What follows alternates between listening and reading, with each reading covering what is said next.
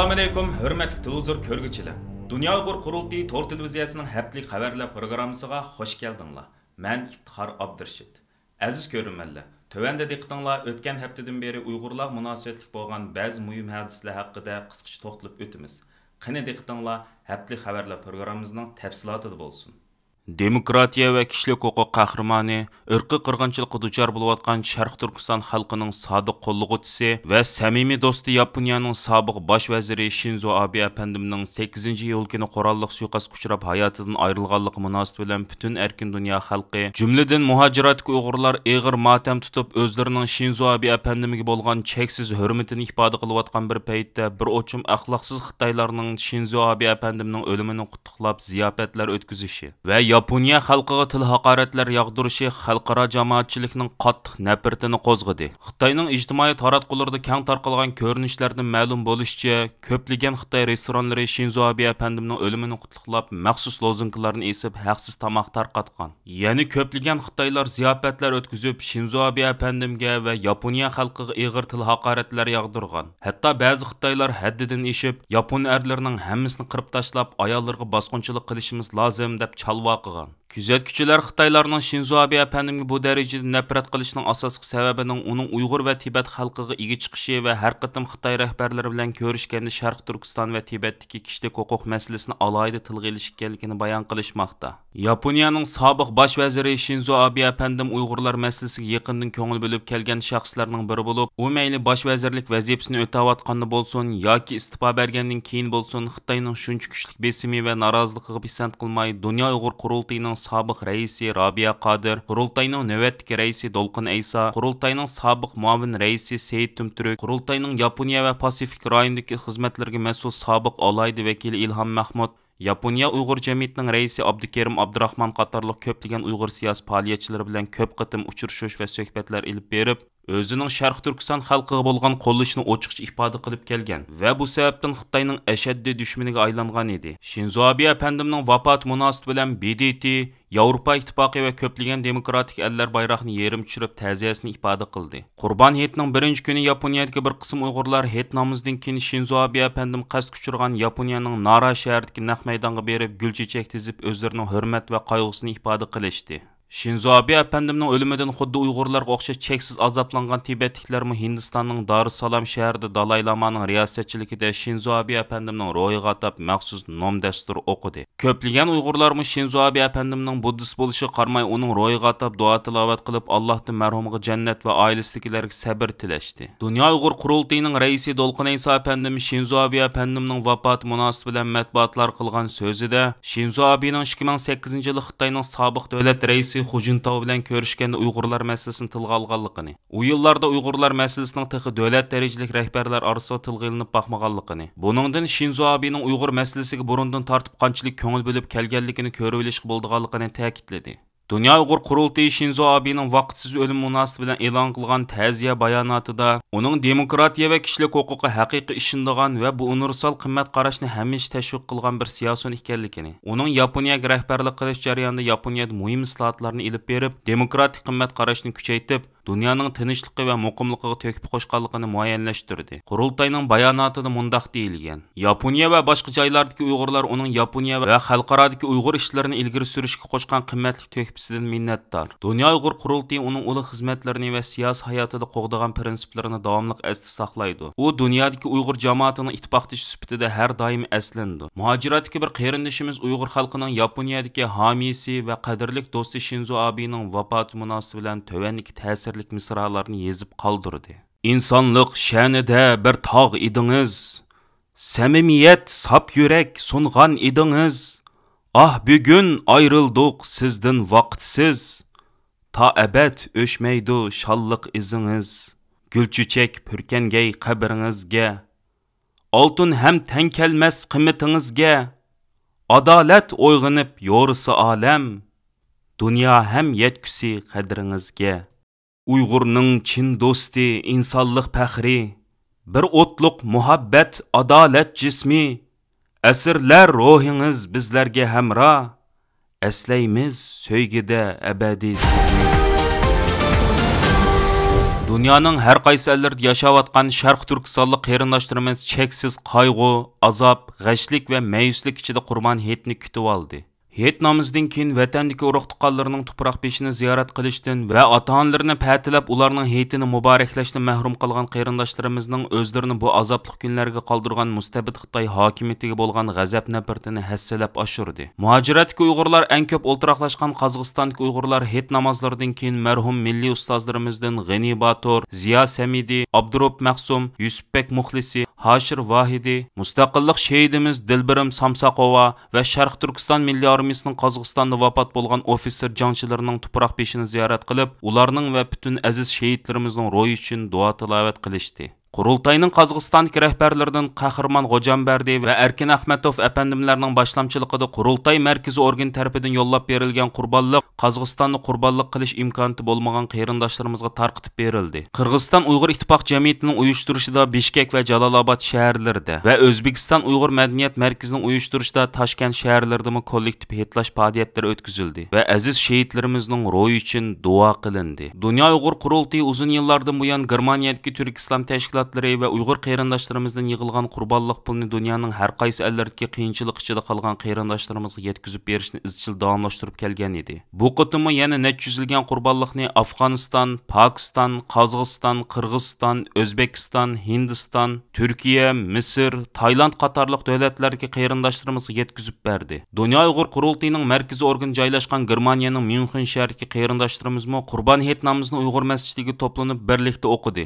Namozdan keyin bir-birining hayitini muboraklashgan qarindoshlarimiz Dunyo Uyg'ur qurultayining rahbarlarining boshlamchiligida qabristonlikqa berib, hozir qadar Germaniyada vafot bo'lgan 10 nafarga yaqin qarindishimizning tuproq beshini ziyorat qilib, ularning ro'yi va aziz shahidlarimiz uchun duo tilovat qilishdi. 10-iyul yakshanba kuni Dunyo Uyg'ur qurultayi diniy ishlar komitetining uyushtirishi bilan Myunxen shahrida yashayotgan yuzlagan qarindoshlarimiz bog'chaga to'planib kollektiv hayitlash olib bordi. Bu korona vabosi o'tirg'i chiqqandan buyon Myunxendagi Uyg'urlarning tunji qitim bir yerga jam bo'lib kollektiv hayitlash faoliyati o'tkazishi bo'lib hisoblanadi. Qurultay raisi Dolqin Aysa apandim kollektiv hayitlash faoliyatida qilgan so'zida, agar biz dunyo musulmonlarga o'xshash erkin va ozod holda hayitimizni qutluqlaymiz deydikanmiz, u holda cho'qim xalqimizga kelayotgan butun zulm va baloy ofatlarning tub manbai hisoblangan Xitoy hokimiyatining mustamlikasidan va bo'yin to'rqidan uzil-kesil qutulish uchun kurash qilishimiz va bu sharafli yo'lda butun fidokorligimizni ko'rsatishimiz lozim. Mana bu Sharq Turkiston xalqining birdan-bir chiqish yo'lidan iborat deb ko'rsatdi. Xitoyning jazo lagerlari tuzumini dunyoga pash qilishda intayin muhim rol o'ynab kelgan Gollandiyadagi jasur lager shohidimiz Qalbi Nur Sidiq xonim Qurbon hayit munosabati bilan e'lon qilgan videolik tabrikida mundaq deb ko'rsatdi. Assalomu alaykum, butun dunyodagi barliq Sharqiy Turkistonlik qarindoshlar. Hammamizning ulug' Qurbon hayitiga muborak bo'lsin. Men jazo lager shohidi Qalbi Nur Sidiqdan sizlarga o'ttiq salom. Bu mübarek hayit münasebeti bilen bütün dünyadaki qarindoshlar Xitoyning jazo lagerlarida azob chekayotgan xalqimiz uchun duo qilishni unutmayli. Shundaqla Tayland va boshqa davlatlarda xatar ichida yashayotgan xalqimiz uchunmi duo qilayli.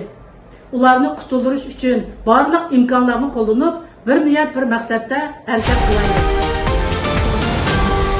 2015-yili 8-iyul kuni Tayland doiralari Xitoyning besimiga bosh egib, Tayland turmlarida tutib turilayotgan 109 nafar Uyg'urni boshlariga qor xalti kiydirilgan, qo'llari kishanlangan holda Bangkok harbiy aerodrom orqali Xitoyga qaytirib o'tgan.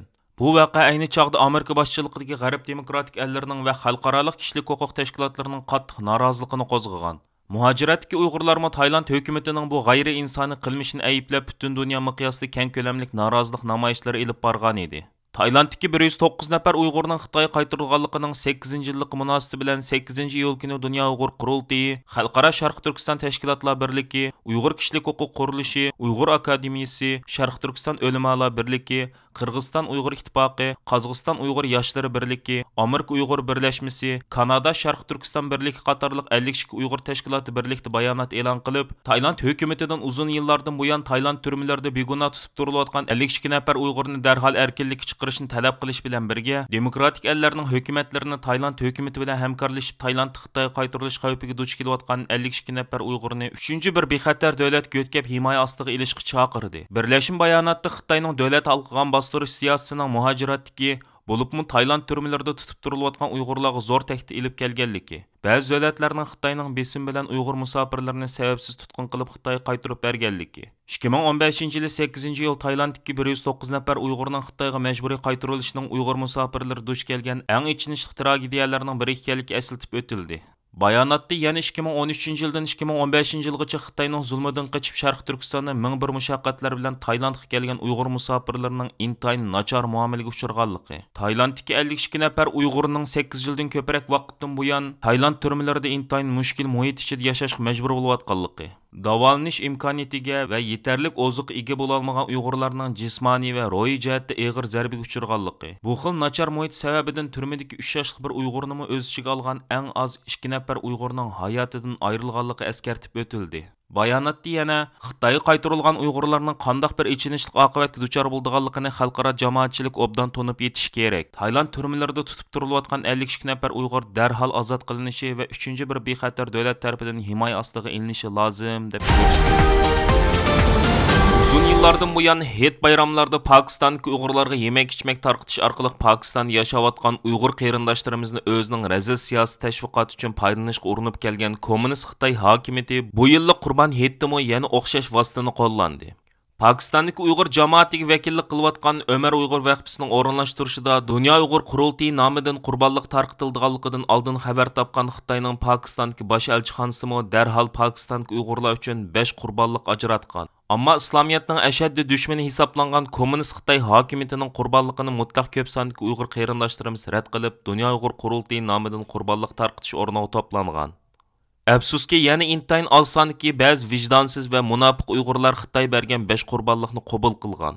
Sharq Turkiston xalqiga irqiy qirg'inchilik yurgizayotgan va xalqimizning diniy alaydiklarini butunlay yo'qotishga urinayotgan Xitoy hokimiyatining bergan qurbonligini qabul qilgan vijdonsiz Uyg'urlar Pokistondagi Uyg'ur jamoatining qattiq la'natiga va qog'ishiga uchragan. Dunyo Uyg'ur qurultiyi nomidan Pokistondagi Uyg'urlarga tarqatilgan qurbonlikning Xitoy tarqatgan 5 qurbonlikdan nechasilab ko'p bo'lishimi Pokistondagi Uyg'ur jamoatining Xitoyni mazoq qiladigan temasiga aylangan. Pokistondagi Ömer Uyg'ur vaqfisining raisi Ömer Uyg'ur apandimning bildirishicha, navbatda Pokistonning har qaysi rayonlarida 7 ming atrofida Uyg'ur yashamoqda. Pokiston bo'lsa Xitoyning uzun yillik yaqin ittifoqdoshi bo'lgani uchun Xitoyning Pokistondagi ta'siri intayin kuchli. Shuning uchun Xitoy hokimiyati Pokistondagi Uyg'ur jamoatiga qaratgan turli besimlarni kundan-kunga oshirib kelgan va turli tahdidlar bilan bir qism Uyg'urlarni o'zining siyosiy tashviqoti uchun xizmat qildirishga urinib kelgan. Xitoyning shuncha kuchli besimiga pisand qilmay uzun yillardan buyon Dunyo Uyg'ur qurultiyi va har qaysi ellardagi Uyg'ur tashkilotlari bilan yaqin hamkorlik munosabati o'rnatib kelgan Pokistondagi Ömer Uyg'ur vaqfisining qurg'uvchi raisi Ömer Uyg'ur apandim bu qatimqi Qurban hayiti Pokiston yuz bergan hodisalar haqida istansimizga ma'lumot berib mundoq dedi. Bismillahirrahmanirrahim. Alhamdulillah bu yil biz Pokiston ijtimoiy qurbonlik qildik. 1300 ailaga Uyg'urlar, Afg'on muhojirlar va yerlik Pokistonliklarga biz qurbonlik tartib etdik. Pokistonda Xitoy virus kelgandan keyin mishadagi Uyg'urlar qurbonlik qilinmadi. Bular darhol bular bizga iltimos qildi. Biz darhol raisimiz Durqan Isaga biz iltimos qilsak Pakistan'ın ahvali, Uyg'urlarning ahvoli degandan keyin raisimiz harakatga kelib Turk Foundation, Germaniyaniki Turk Foundation azdan keyin Uyg'ur qurultayi o'zi bizga yordam qildi. Biz qurultayning ismida biz 450 Uyg'urlarga takriban 100 dan ortiq biz Pokistonliklarga Uyg'ur qurultayi ismida qurbonlik qildik alhamdulillah.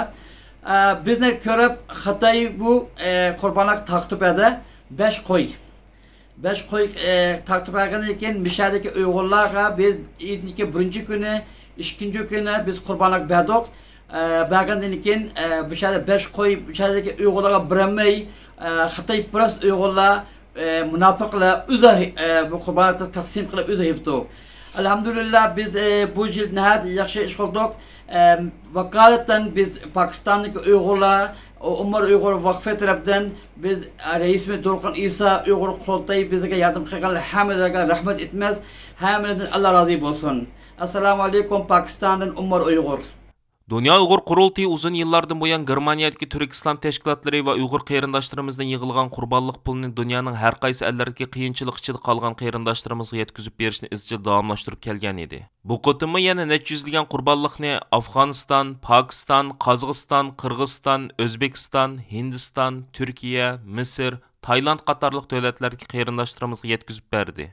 Uzun yıllardan buyan Dünya Uyghur Qurultayının qurbonlik toplash ve tarqitish ishlariga bevosita yetakchilik qilib kelgan Qurultay ijroiya komitetining muavin raisi ve Sharq Turkiston O'limalar birligining muavin raisi Turg'unjon Alovuddin hojim bu vaqtda istansimizga ma'lumot berib mundoq dedi.